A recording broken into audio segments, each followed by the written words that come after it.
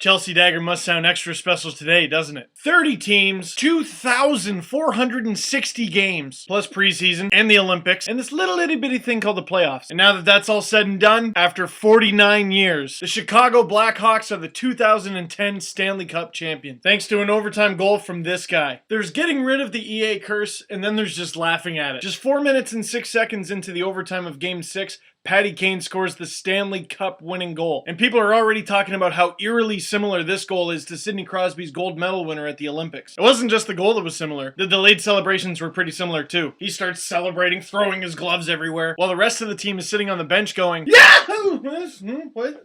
I want to celebrate, but I'm not sure if I should." It happened like that. Video review, no doubt about it, beats Michael Leighton back of the net, and the Hawks are the Stanley Cup champs. And before you congratulate the Hawks, you gotta show some love for the Broad Street Bullies. The 7th seed coming in, made the playoffs because they won a shootout in their last game. They become the first team to advance to the second round by defeating the New Jersey Devils, become just the 3rd team in NHL history to come back from a 3-0 deficit against the Boston Bruins. And if that deficit weren't hard enough to overcome in the series, they had to overcome it in Game 7 too. And in a battle of Eastern Cinderella stories, the Flyers defeat the Habs to move on to the final. And with Game 6 going to overtime, they were this close from a Game 7. And let's not forget the fact that the Flyers went through more goalies this season than a lot of teams have in like the last 5, even 10 years. Michael Leighton not making much more than the league minimum. I know it's no consolation. Obviously you want to win the cup. But the Philadelphia Flyers should be congratulated for a fantastic run. And then there's these guys. The team had so many heroes such as Ooh, that's awkward. Patrick Kane scoring the Stanley Cup winning goal, sipping from the mug in just his 3rd year in the league. Dustin Byfuglien, an 8th round draft pick, scoring 11 goals in 22 playoff games. Johnny Toews, Brent, Seabrook, and Duncan No Teeth Keith winning Olympic gold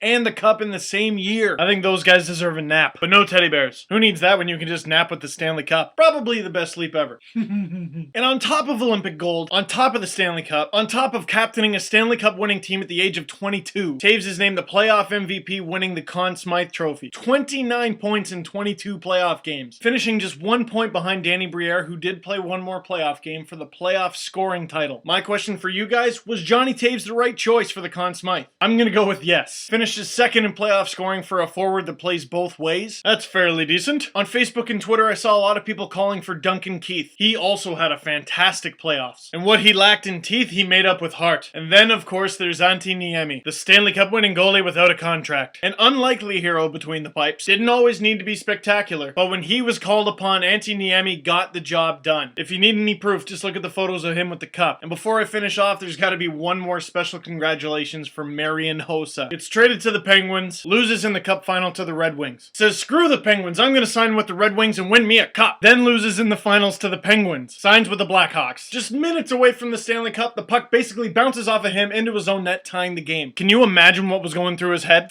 Or whatever the Slovakian equivalent of that is. But the Hawks win it all in overtime, and after Captain Jonathan Toews hoists the cup, he gives it to Marian Hossa 2nd. Classy move. So congratulations to the Chicago Blackhawks. You guys earned the right to call yourselves the 2010 Stanley Cup champions. And you guys, I'm talking about you, the viewer, talking directly to you with the shirt and the face. If you're watching this video without a shirt, that's kind of weird. Put one on. I just want to go through the screen and thank all of you guys individually, but the laws of physics prevent me from doing so for now. This is my 3rd full season of my sit in the room talking to the camera thing, and I wouldn't be able to do it if people didn't watch. Just shy of 4,700 subscribers now. We passed the 1 million view plateau a long time ago. You guys rock. Before December, I'd never been on a plane. And it's because of you guys, Nike sent me basically all over Western Canada to cover the 2010 World Juniors and the Winter Olympics. It was enjoyable, to say the least. Then interning and learning so much at Leafs TV, getting a video featured on Hockey Night in Canada. This entire past season has been a thrill and a complete blur. Like, please, someone learn how to time travel, show this video to me from exactly a year ago so I can promptly crap my pants. I'll probably be like, oh my god, where did you learn to time travel? And despite the thank yous, after every Stanley Cup video, I do the sappy goodbye, but I'm not gonna do that because goodbyes are for people who plan on leaving. So I look forward to doing lots more videos real soon. Hey, the draft's coming up. Gotta keep going. I got the Steve Dangle show to do tonight, 8:10 to 9 Eastern, FusionRadio.ca. And without further ado, if you haven't already done so, Chicago, commence epic party. No one wants to hear me sing. Peace out. Just as I'm editing, I'd like to thank myself because who the heck do you think edits these videos, Steve? You ever read that guy's Twitter? He can't even spell.